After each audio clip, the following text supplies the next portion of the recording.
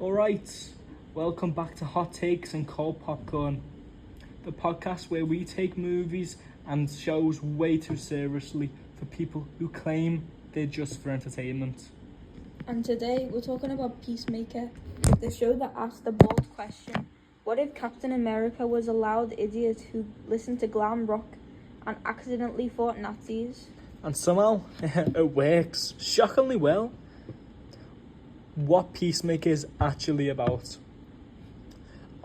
On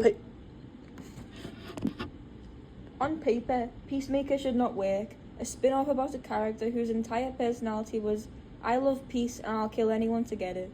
Yeah, he was introduced, died, got resurrected, then James Gunn said, let's give this man trauma, daddy issues, and, an eagle sidekick.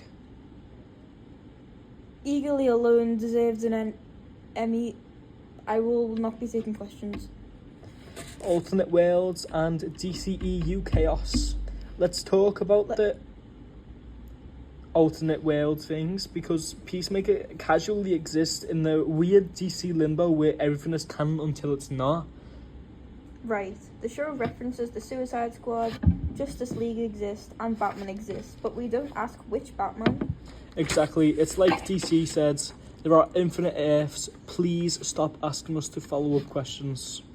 And Gunn uses that chaos perfectly. The multiverse isn't the plot, it's the excuse. It lets the show be ridiculous without apologizing. Which makes the ending cameos even funnier, because they just show up and Peacemaker's just like, oh, now you're here. Peak DC energy. Show up late, say one line, and refuse to elaborate. The Nazi plot, why it actually works. Now let's get into the Nazi plot, because we're on paper that sounds risky. Yeah, that racist supervillain dad could have been cartoonish, but instead it's disturbingly grounded.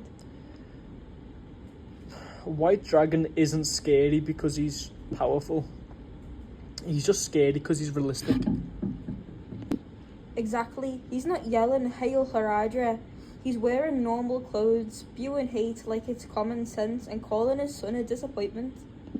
And Peacemaker's entire arc is realising that just because someone raised you doesn't mean they're right. Or worth listening to. Which is wild for a show that also has a character named Vigilante who treats murder like DoorDash. The ending. No emotional warning. That ending though, man. Oh, the ending hurt. Peacemaker finally wins, saves the world, kills his dad, and then just sits there. No applause, no parade, just consequences. And that last scene with the ghost of his father showing up.